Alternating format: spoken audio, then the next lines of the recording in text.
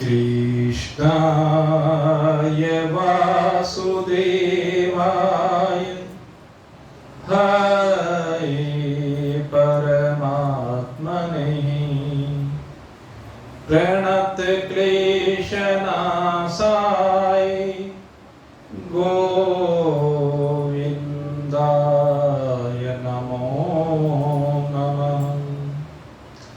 नारायणाय नमोस्तुते। सद्गुरुदेवाय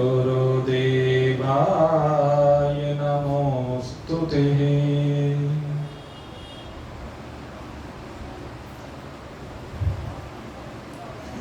भगवत चरणारविंदों में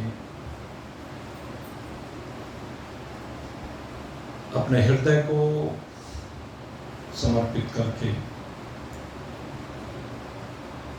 इस परमात्मा प्राप्ति के मार्ग पर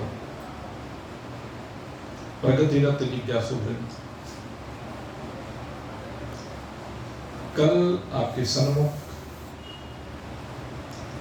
बुद्धि की सात्विक स्थिति के लक्षण रखे गए थे और उन लक्षणों की चर्चा करते हुए परवृत्ति और निवृत्ति, इन दोनों की चर्चा करते हुए कार्य और अकार्य, भय और अभय, बंध और मोक्ष, इन सब लक्षणों पर चर्चा की गई थी। अब इस विषय को आगे बढ़ाते हुए आज भगवान राजसी बुद्धि के लक्षणों को हमारे सन्मुख रखने जा रहे हैं। ये राजसी बुद्धि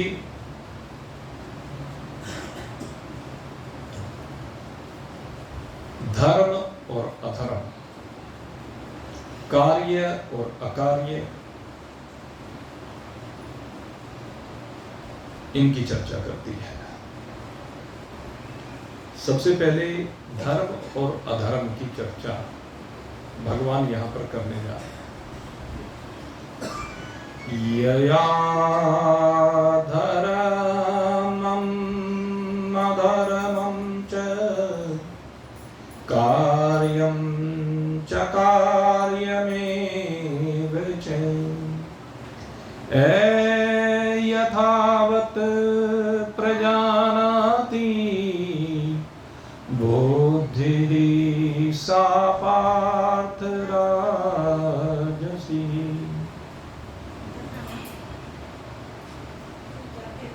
सबसे पहले धर्म और अधर्म क्या है? कहते धर्म वह है जिसकी शास्त्र ने आज्ञा दी है। वो कार्य जो वर्ण की व्यवस्था के अनुसार, आश्रम की व्यवस्था के अनुसार, देश की स्थिति के अनुसार, काल की स्थिति के अनुसार, लोक मर्यादा के अनुसार, लोक मान्यताओं के अनुसार, परंपराओं के अनुसार हमारे शास्त्रों ने जिन कार्यों को करने की आज्ञा दी है वह धर्म कहलाता है। सीधी सी बात है। और इससे होता क्या है, हम इसको अगर साफ रूप में समझना चाहें तो कहते धर्म वो है या धार्मिक कार्य वह जिससे दूसरे को सुख मिलता, और दूसरे को सुख तो मिले लेकिन किसी को कष्ट भी ना हो। सुख भी मिले और कष्ट भी ना हो। अपराधी हो तो होता है, अपराधी की बात अलग है, वो राजधर्म के अंतर्गत आता है, राजदंड उसको मिलना ही चाहिए।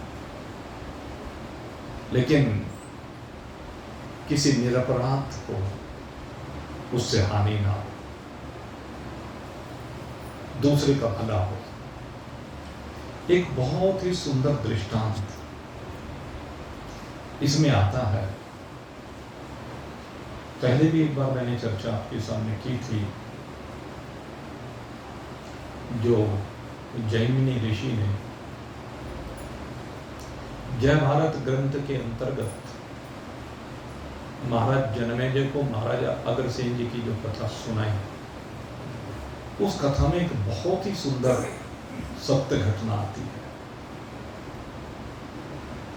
महर्षि गर्ग के निर्देशन अनुसार या कहिए उनकी आज्ञा के अनुसार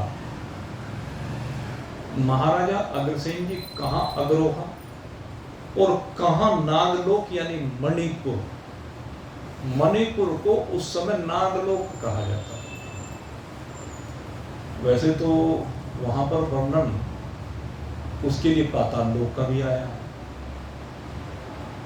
अब वो हम मणिपुर की बात करें या अमेरिका की बात करें, क्योंकि पाताल लोक अमेरिका को भी था। अब उस समय की जो भाषा थी शास्त्रों की, वो हम पूरी तरह से तो स्पष्ट समझ नहीं पाते, लेकिन चलो जो भी हो, मुख्य बात जो है, घटना जो है, हमें तो उसे समझना है। महर्षि गर्ग के निर्देशानुसार महाराजा अग्रसेन जी मणिपुर गए, नागलोक में गए, और वहां पर जाने का जो प्रयोजन था, वहां के राजा हैं महीधर, उनकी पुत्री है माधवी। तो उसका वर्ण करने के लिए महाराजा अग्रसेन जी वहां पर गए।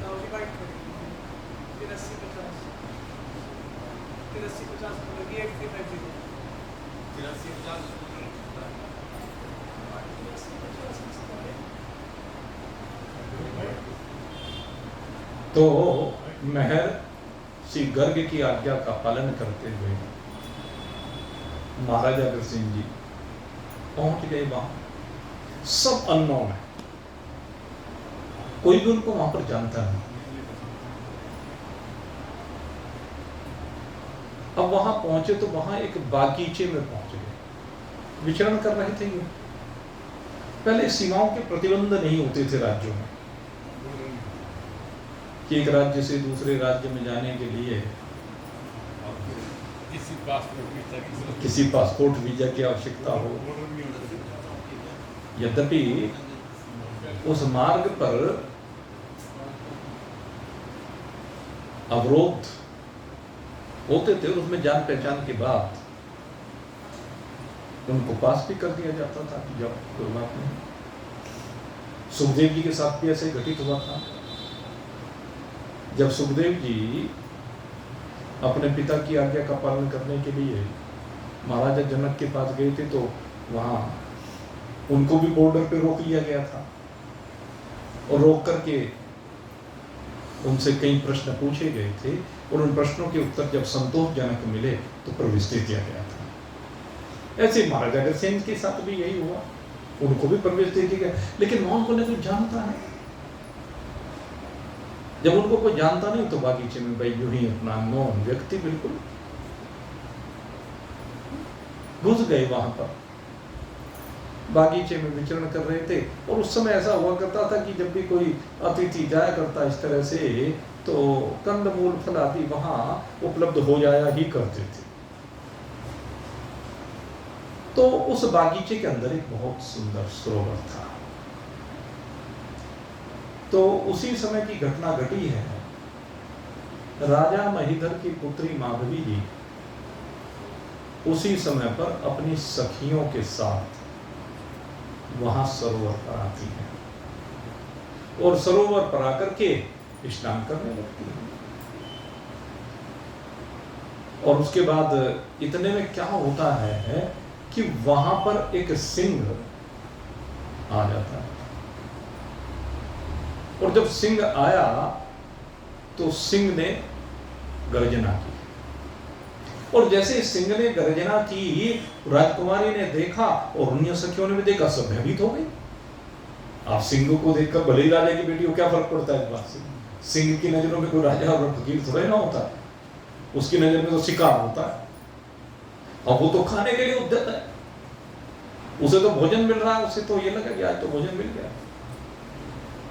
उधर महाराज अग्रसेन जी उस बागीचे में विश्राम कर रहे थे, और जब वहां एक पेड़ के नीचे विश्राम कर रहे थे तो सिंह की गर्जना भी उन्होंने सुनी और कुछ थोड़ी चीख पुकार भी सुनी, बचाओ बचाओ जैसे कह देते हैं।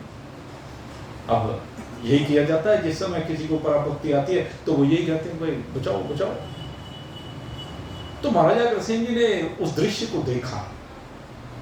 एक और राजकुमारी हैं, उनकी सखियां हैं, हालांकि महाराजा अग्रसेन नहीं जानते कि कौन है, जो भी है। और उधर सिंह वो बैठा है। तो महाराजा अग्रसेन जी ने विचार किया, ये बड़े ज्ञानवान है, बुद्धिमान है, समस्त वेदों का अध्ययन किया है। और अध्ययन करने के बाद उन्होंने विचार किया कि इनकी रक्षा करना मेरा दायित्व है। मैं सामर्थ्यवान, जब मेरे पास इतनी सामर्थ्य है कि मैं इनकी रक्षा करने में समर्थ हूं, तो मुझे रक्षा करनी चाहिए, भले ही मेरे लिए अननोन हो, कोई भी हो। तो रक्षा तो की जाए, लेकिन दूसरी ओर विचार किया धर्म और अधर्म का। कहने लगे इस सिंह का क्या दोष है? अगर मैं बाण चला करके सिंह को मार दूं तो इस सिंह का क्या दोष है? ये सिंह है, इसकी तो प्रकृति है, इसका तो नियम है, ये तो शिकार की तलाश में जंगल में रहता ही है। अब जहां इसको शिकार मिल जाए तो इसको वह अपना भोजन बना लेता है। अब मुझे रक्षा भी करनी है और इस निरपराध को मैं मारूं क्यों? तो यह धर्म और धर्म की जो व्याख्या है, यहां महाराजा अग्रसेन जी ने जो पग उठाया वो बड़ा दिव्य पग है। महाराजा अग्रसेन जी ने उसी समय अपने धनुष पर बाण रखा और ऐसा बाण चलाया कि उस बाण में से अनेक बाण प्रकट हो गए, और उन बाणों ने सिंह के चारों ओर एक पिंजड़ा सा बना दिया। और जैसे ही पिंजड़े में सिंह कैद हुआ, वो राजकन्याएं भय मुक्त हो गई। तो इस प्रकार से उनकी भी रक्षा की और उसकी भी रक्षा की, उसको मारा नहीं। तो ये शास्त्र की आज्ञा है। ऐसी एक घटना और आती है, ऐसे ही एक घटना और होती है। कहते हैं जिस समय ये जो महाराज इंद्र थे, ये भी राजकुमारी माधवी से विवाह करने के लिए लालायित थे, और ये स्वयं राजा महीधर के पास आकर के कहते हैं कि आप इसका विवाह मेरे साथ कर दीजिए। लेकिन माधवी तैयार नहीं थी। तो जब माधवी तैयार नहीं थी, खैर वो घटना तो वहां अग्रवा धाम में सुनाएंगे, सारा जो प्रकरण है। मुख्य बात क्या है कि फिर महाराजा अग्रसेन जी के साथ विवाह हो गया, और विवाह के उपरांत कुछ समय तो सब ठीक ठाक चला, लेकिन उसके बाद क्या हुआ कि इंद्र कुपित हो गया, और इंद्र ने कुपित होकर के वर्षा करनी बंद कर दी। अब जब वर्षा करनी बंद कर दी तो महाराजा अग्रसेन कहने लगे कि ये तो प्रजा भूखों मर जाएगी, अगर इंद्र वर्षा नहीं करेंगे। तो महर्षि गर्ग से परामर्श लिया गया, कहने लगे हाँ इंद्र का ही प्रकोप है ये भाई, तो क्या करें? इंद्र के प्रकोप से बचने के लिए क्या करें? महाराजा अग्रसेन ने कहा कि अगर ये गुरुदेव आपकी आज्ञा हो तो मैं इंद्रलोक पर चढ़ाई कर देता हूं। इंद्र पर विजय प्राप्त करेंगे, पुरुषार्थ करेंगे अगर आपकी आज्ञा हो। महर्षि गर्ग कहने लगे कि ठीक है, तुम सामर्थ्यवान हो, इंद्र के साथ युद्ध करने में भी समर्थ हो, लेकिन अगर कोई और उपाय हो सके तो ज्यादा अच्छा है धर्म के दृष्टिकोण से। तो उस समय जो महारानी माधवी हैं वो भी कितनी विदुषी हैं, कितने विद्वान हैं, कितने दिव्य सोच है। आपको यहाँ ये समझने की बात है कि नारियों की बुद्धि भी कितनी काम करती है। और यहां पर एक बहुत बड़ी बात क्या निकल करके आती है, माधवी जी कहती है कि ठीक है, इंद्र वर्षा नहीं कर रहे हैं, वो कुपित है, लेकिन नदियों में तो जल है ना, आप पुरुषार्थ कीजिए और पुरुषार्थ करके नदी के जल को अपने नगर में, अपने गांव में लेकर के आइए। और शायद मुझे लगता है महाराजा अग्रसेन वो पहले व्यक्तित्व हैं जिन्होंने बांध का निर्माण करना सिखाया। उन्होंने नदी पर बांध का निर्माण किया, पानी को रोका और उस पानी को रोक करके वहां पर सब जगह पर जल को लेकर आए अपने राज्य में। खेत खलियान सब फिर से हरे भरे होंगे, इसे कहते हैं धर्म। माधवी जी ने जो राय थी, कितनी कुशाग्र बुद्धि रही हूं, और एक घटना फिर और हो जाती है। उस समय पर महाराजा अग्रसेन ने जिन्हें कि यज्ञ करना बंद कर दिया। महाराजा अग्रसेन ने यह नहीं किया कि देवताओं को जो आहुति दिया करते थे वो बंद कर दिया, वो यज्ञ किया करते थे। लेकिन उसके बाद भी इंद्र का प्रकोप जब समाप्त नहीं हुआ, इंद्र ने सोचा हो भाई इसने तो ये उल्टा दूसरा उपाय शुरू हो गया था, बारिश की करनी शुरू कर दी, बेहिसाब बारिश की। आखिर में महाराजा अग्रसेन जी महर्षि गर्ग के परामर्श से युद्ध करने के लिए तत्पर हो गए। लेकिन वो उससे पहले महर्षि गर्ग ने कहा कि तुम अपनी कुलदेवी माता महालक्ष्मी को प्रसन्न करो। उन्होंने माता महालक्ष्मी को प्रसन्न करने के लिए उनका ध्यान करना प्रारंभ किया और उस ध्यान के परिणाम स्वरूप माता महालक्ष्मी का प्रकटन हुआ अग्रहोहा। स्वयं माता महालक्ष्मी साक्षात दोबारा प्रकट हुई। एक बार तो उनकी तपस्या से पहले प्रकट हुई, वो अलग कथा है, और दूसरी बार अग्रहोहा में प्रकट हुई जहां पर महाराजा अग्रसेन जी रहा करते थे। वहीं पर ये जो मंदिर बना हुआ है, मान्यता यही है कि यहीं पर माता महालक्ष्मी का प्रकटन हुआ है, प्रकटन स्थल है माता। तो माता महालक्ष्मी ने कहा बेटा वर मांगो। कहते मां मुझे कुछ नहीं चाहिए, लेकिन ये इंद्र देवता जो व्यर्थ में नाराज हैं तो उनका एक प्रकोप दूर होना चाहिए। मैं तो चाहता हूँ जनता खुश हो, हमारी जो प्रजा है उसको दुख ना हो। कहने लगे चिंता मत करो, युद्ध करो, पुरुषार्थ करो, क्योंकि बगैर पुरुषार्थ की कोई बात नहीं होती और मैं तुम्हारे साथ हूं। महाराजा अग्रसेन जी ने फिर इंद्र के साथ युद्ध किया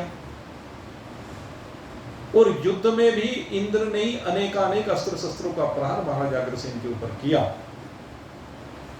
और महाराजा अग्रसेन ने एक भी प्रहार नहीं, केवल जो प्रहार वो करते उसको अस्त्र को रोकते।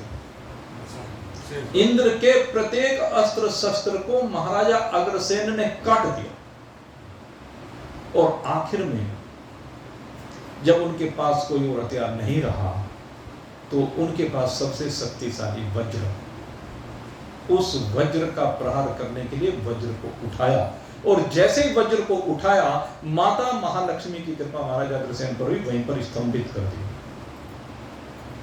वज्र स्तंभित हो गया और जब वज्र स्तंभित हुआ उसी समय देवगुरु बृहस्पति का आगमन हुआ और देवगुरु बृहस्पति उनके मध्य में आए और आकर के इंद्र को समझाया कि तुम क्यों युद्ध कर रहे हो? महाराजा अग्रसेन के साथ तुम्हारी क्या दुश्मनी है? इन्होंने तुम्हारा क्या बिगाड़ा है? अरे देवताओं को तो मनुष्यों का सहायक होना चाहिए। और हे महाराज अग्रसेन जी, आप क्यों युद्ध कर रहे हैं? नहीं प्रभु, मैं तो युद्ध नहीं करना चाहता हूँ, मेरी तो कोई अभिलाषा नहीं है, मैं तो इनको पूजता हूँ, मैं तो इनको आहुतियां देता हूँ, मैंने सदा देव यज्ञ किए हैं, सदा सारे देवताओं को प्रसन्न करने के लिए जो भी कार्य हो सकते हैं वो किए हैं, और मेरे लिए तो आपकी आज्ञा सदा ही सिरोधार्य है प्रभु, आप मेरे गुरु हैं। तब गुरु बृहस्पति ने दोनों के बीच में संधि कराई। उसके बाद महाराजा अग्रसेन ने निवेदन किया कि प्रभु, अगर आपकी कृपा हो जाए तो आप लोग मेरा आतिथ्य स्वीकार करें। और महाराजा अग्रसेन जी देवगुरु बृहस्पति को लेकर के, इंद्र को लेकर के, अन्य देवताओं को लेकर के राजमहल में आए और वहां पर उनका आतिथ्य किया, मित्रता। तो बात क्या है कि महाराजा अग्रसेन जी ने कभी भी धर्म को नहीं, धर्म के पथ पर अडिग रहे। एक नहीं, उनके जीवन की सैकड़ों घटनाएं जो अगर भागवत के अंतर्गत आती है, वो ऐसे महान पुरुष हुए हैं जिन्होंने कभी धर्म को नहीं छोड़ा, क्योंकि वो जानते थे कि अगर मैं धर्म के रास्ते पर चलूंगा तो धर्म स्वयं आकर के मेरी रक्षा करेगा। तो मेरे मित्रों, ये बात यहां कह रहे हैं, धर्म और अधर्म। राजसी व्यक्ति धर्म और अधर्म का विचार नहीं करता, वो कर्तव्य अकर्तव्य का विचार नहीं करता, या कह लीजिए वो जानता नहीं। वैसे ये बात जो है हजम सी भी नहीं होती कि जानता नहीं, क्योंकि जानते तो सब है। अच्छा एक बात बताओ, ऐसा कौन व्यक्ति है जो ना जानता हो कि अपने बड़े बुजुर्गों की, माता की, पिता की, सास की, ससुर की, दादा दादी की, नाना नानी की, मामा मामी की, बुआ फूफा की, है ये बड़े रिश्ते हैं सारे, इनकी सेवा करनी चाहिए। बताओ कौन नहीं जानता? और फिर भी अगर कोई सेवा ना करे तो रावण ही तो है। नहीं, ऐसा नहीं, मानने वाले बहुत हैं, लेकिन जो नहीं मानते वो रावण ही है।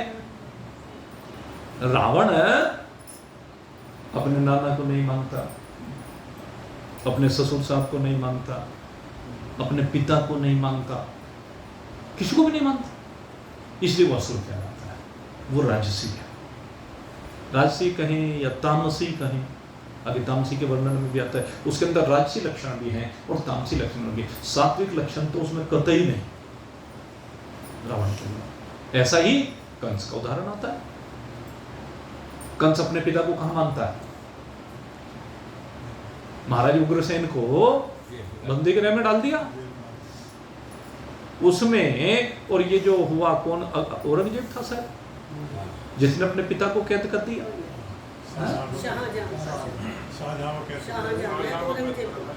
औरंगजेब ने शाहजहां को कैद किया, अपने पिता को कैद किया, पानी तक के लिए तरसा दिया। तो वो है ना पापी। हाँ, फूटे हुए कर में उस बात का शाहजहां ने भी ये कहा उससे कि भाई ये हिंदू अच्छे हैं, ये अपने मरे हुए उनको भी जल देते हैं, पानी पिलाते हैं, और ये जीते ही नहीं पिला रहा, ये बात नहीं। तो लक्षण किसके हैं? औरंगजेब के हैं, कंस के हैं, रावण के हैं, या अन्य इसी प्रकार के जो असुर प्रकृति के लोग हैं, ये सब असुर हैं। तो जानते तो ये भी है, ऐसा नहीं कि जानते नहीं है, लेकिन स्वार्थ के वशीभूत होकर के अपने बाप को मारकर ही गद्दी पर बैठ जाएं, बाप को कैद करके ही गद्दी पर बैठ जाएं, ये असुर प्रकृति के लोग हैं। तो जानने के बावजूद ना मानना, यही राजसी और तामसी प्रकृति है।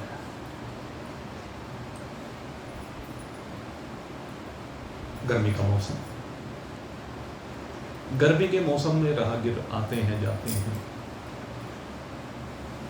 और कहीं पर कोई प्याऊ बैठा थी, तो इस बात को कौन नहीं मानता है कि शुभ कार्य है। कितने लोगों की प्यास बुझती है। आजकल प्याऊ का रूप दूसरी चीजों ने ले लिया, संसाधन बढ़ गए, लेकिन है तो प्याऊ ही। जहां पर पानी मिल जाए गर्मी में,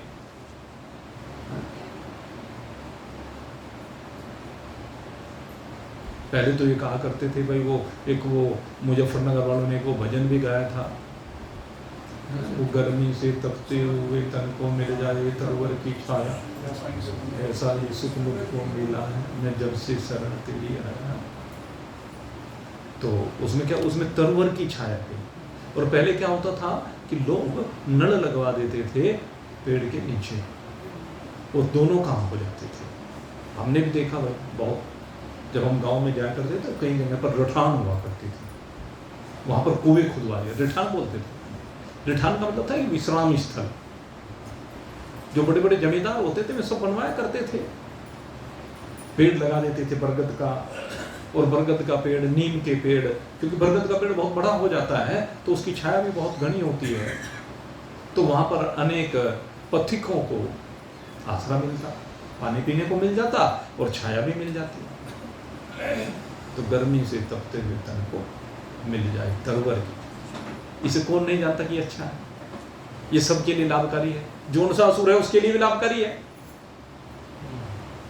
अगर किसी असुर को प्यास लगी हो और रास्ते में कहीं पानी का इंतजाम ना दिख रहा हो तो परेशान हो जाएगा, और कहीं दिख जाए फिर खुश हो जाएगा, सुखी हो जाएगा। तो बड़े बुजुर्गों की सेवा करना हमारे यहाँ इष्टापूर्त कर्म कहेंगे। ये सब इष्टापूर्त कर्म में आते हैं। एक वो कर्म है, ये वो कर्म है जिनसे सबको सुख मिलता है। पहले कुआं कह दिया, बावड़ी कह दी, अब ये प्याऊ का दूसरा रूप हो गया, जगह जगह पर टंकियां लगवा देना। बड़ौदा महादेव में बहुत बड़ी प्याऊ रहेगी, बड़ौदा महादेव में बहुत बड़ी प्याऊ रहेगी जी। इसके अलावा धर्मशालाएं बनवा देना, मंदिर बनवा देना, चिकित्सालय बनवा देना, औषधालय बनवा देना, ये सब क्या है? शुभ कर्म है, धार्मिक कर्म है, पता सबको है। लेकिन हमने देखा बड़े बड़े धार्मिक लोग,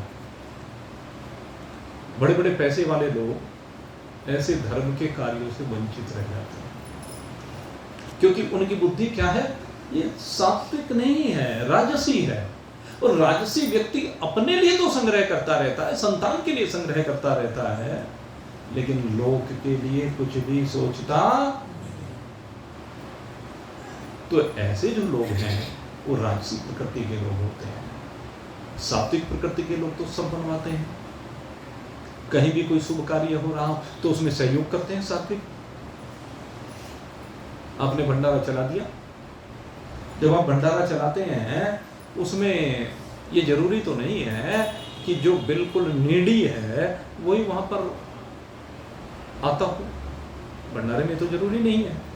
यद्यपि ध्येय यही होता है कि जो बहुत असहाय हो, गरीब हो, सामर्थ्यवान ना हो, वो आकर के वहां भोजन करे।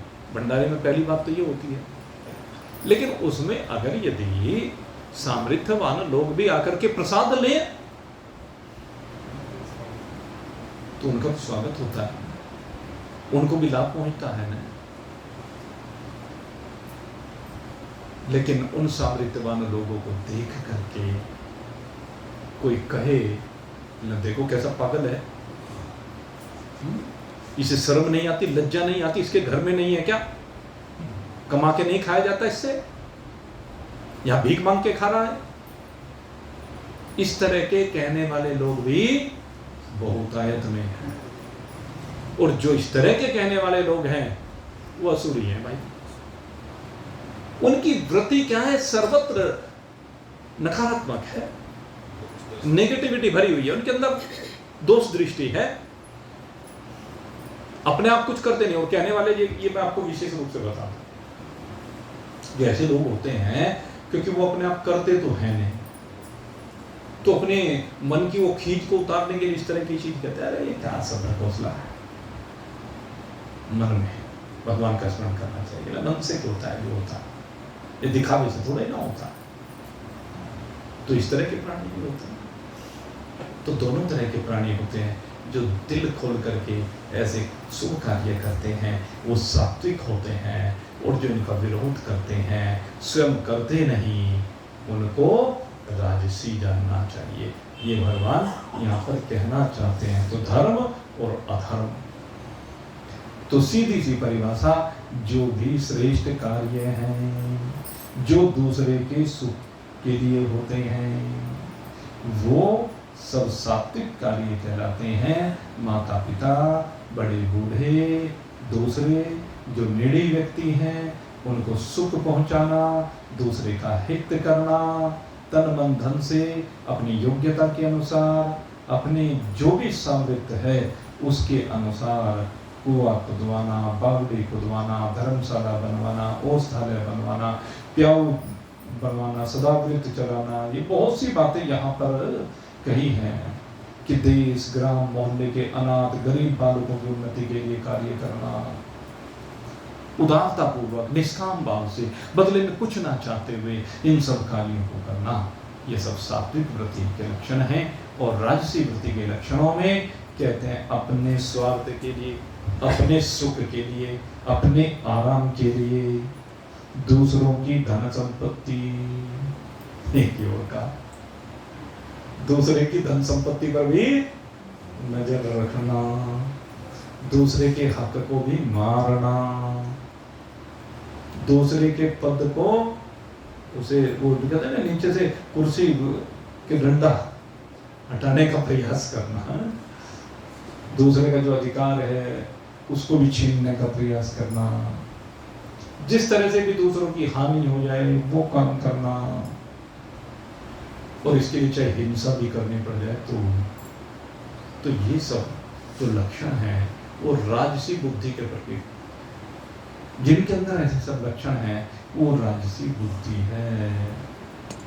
और इसमें एक चीज और कही गई है, कहते हैं कि जो सरकारी कर्मचारी है, के लिए सरकारी कर्मचारी सरकार ने क्यों नियुक्त किए हैं, कहते जिससे कि राष्ट्र की व्यवस्था सुचारू रूप से चल सके, जिससे सब जनता का हित हो सके, इसलिए अधिकारियों को नियुक्त किया जाता है।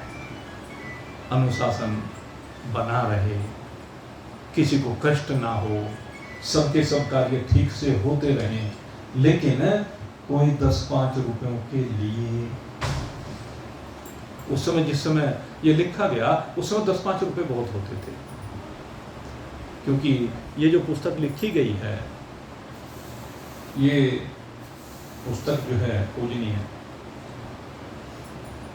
श्रद्धेय स्वामी राम सुखदास जी महाराज, और उनको भाई उनके प्रयाण को ही, भगवत स्वरूपता में विराजमानता को ही मेरे ख्याल से 20 साल ना हो गए हों। उम्मीद ऐसी है, चूंकि मैं जब ये हुआ था ऐसा तो हमें वहीं पता चला था ऋषिकेश में, और ये जो पुस्तक लिखी गई थी स्वामी राम सुखदास जी के द्वारा, साधक संजीवनी, ये साधक संजीवनी जो पुस्तक है ये संवत 2064 में तो इसका 63वां पुनर्मुद्रण हुआ था। तो अब इसका मतलब ये पुस्तक जो है संवत 2000 के लगभग की लिखी हुई है, यानी लगभग 80 साल समझ लीजिए आप, 80 साल पहले लिखा है। तो उसमें 10-5 रुपए की बहुत वैल्यू होती थी भाई।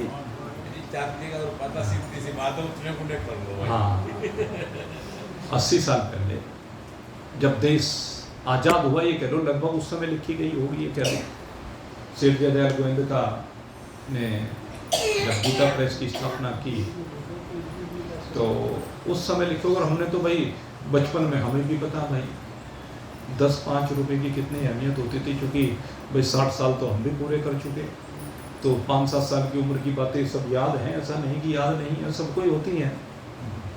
तो हमने देखा बाजार में कितनी सस्ती सस्ती चीज़ें मिला करती थी भाई। 10 रुपए किलो का देसी घी मेरे याद है बचपन में डॉक्टर साहब को 5 रुपए का हिसाब था। तो इसलिए 10-5 रुपए की कितनी वैल्यू होती होगी, अब चिंतन करके देखे।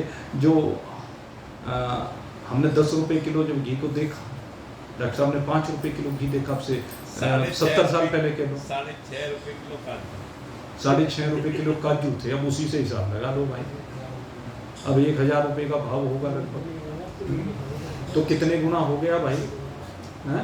हिसाब लगा के देखो तो पता चल जाए। नहीं 1000 गुना तो नहीं हुआ, लेकिन लगभग 150 गुना, 15-6 गुना हो गया। बस 10 रुपए के 150 से गुना कर दो। हमारी आज उनकी वैल्यू 1500। ऐसी नहीं रही जो 100 गुनी कम से कम ना 200 पर। तो यही बात कह रहे हैं, बिल्कुल सही कह रहे हैं, 100 गुनी तो हो ही गए देखते देखते। चलिए क्या भाव क्या है, कहले ये जो यहाँ पर कहना चाह रहे हैं महाराज जी कह रहे कि 10-5 रुपए के लिए कहले उस व्यवस्था को बिगाड़ देना, ये अधर्म है, पाप है। और आज बहुतायत में यही हो रहा है, जिसको अधिकार मिल जाता है उसका दुरुपयोग कर रहा है। लेकिन सब नहीं है, फिर बताऊं, सब ऐसे व्यक्ति नहीं हैं। एक हमारे गुरुजी कहा करते थे, कैराना में हमारे गुरुजी एक जगह पर रहा करते थे, और जब सबसे पहली बार हम उस जगह पर गए तो उस घर को देख करके हमें बड़ा आश्चर्य सा हुआ कि क्या महाराज जी ऐसे घर में भी रह लेते हैं। वो घर जज के जो पेशगार होते हैं ना, तो जज के एक पेशगार थे राधेश्याम शर्मा जी, बड़े आदर के साथ उनका नाम लिया जाता है। और अगर वो चाहते तो उस समय बहुत मोटी संपत्ति जोड़ सकते थे। राधेश्याम शर्मा जी बहुत सज्जन व्यक्ति, हमने अपनी आंखों से देखा, तो माना उनको, महाराज जी जिसके यहाँ रहते हो तो वो घर तो वैसे ही पवित्र हो जाता। लेकिन वो शर्मा जी जीवन में एक पैसा भी कभी रिश्वत का छुआ तक नहीं। जो वो बात कह देते, जज भी उनकी बात को काट नहीं सकता था। ऐसे सत्यनिष्ठ व्यक्ति, ऐसे ईमानदार व्यक्ति भी हैं। इसलिए मैं कहता हूं सब ऐसे नहीं है, लेकिन अधिकांश भाई ऐसे ही हो गए हैं। और अब तो वो अगर रिश्ता भी करने जाते हैं, कोई लड़का अगर सरकारी नौकरी है और रिश्ता करने जाए, पूछें कि तनख्वाह कितनी है, कहने तनख्वाह तो 50,000 रुपए है। कहने चौपर की कितनी है, कहने जी वो 2 लाख रुपए हो जाती है। कहने फिर तो ठीक है, कहने 2.5 लाख रुपए होता।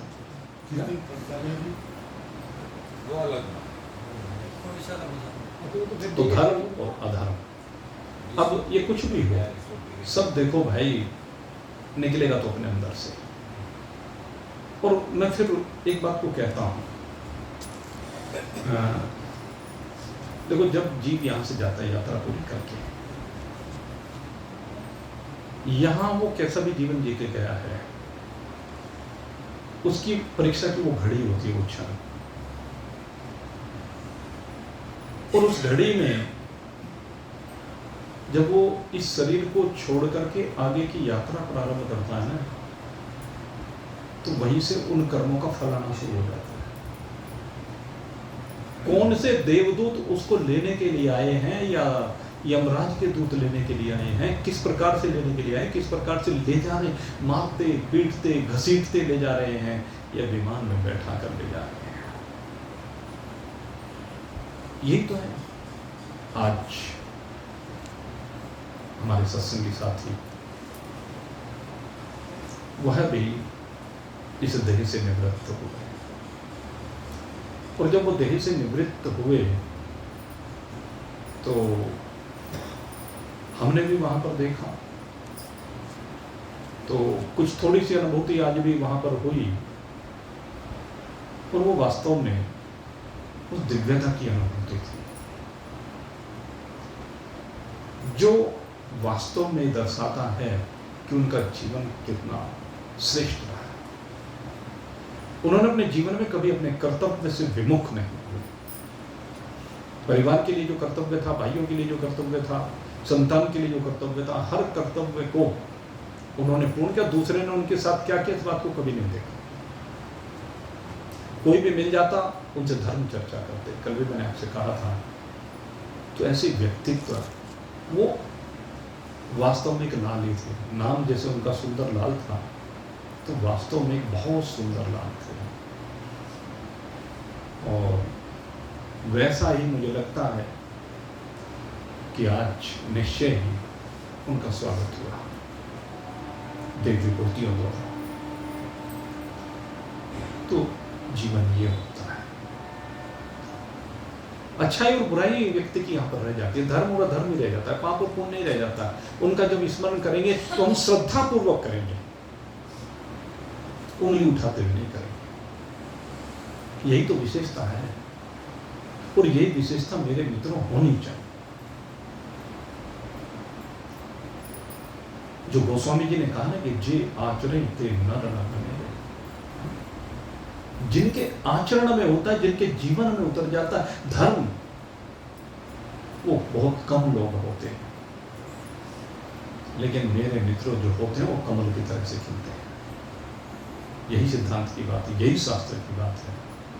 इसलिए मैं तो यही कहूँगा, भाई राजसी बुद्धि से बाहर निकलो। अगर किसी की राजसी बुद्धि भी है, स्वार्थ बुद्धि भी है, उससे बाहर निकल करके धर्म और धर्म का विचार करें, कर्तव्य अकर्तव्य का विचार करें, और अपने कर्तव्य अकर्तव्य का विचार करते हुए, कर्तव्य मार्ग पर चलते हुए, धर्म का पालन करते हुए अपने जीवन की यात्रा को उस संसाराधिपति के साथ एक रूप करें।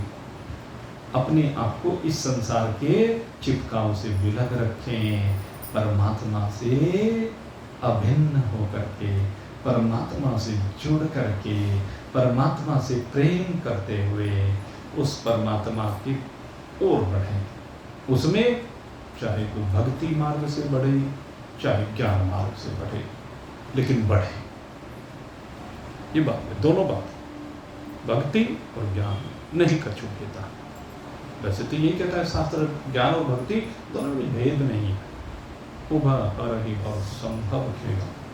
दोनों भाई भव बंधन को काटने वाले हैं, भव से पार ले जाने वाले हैं।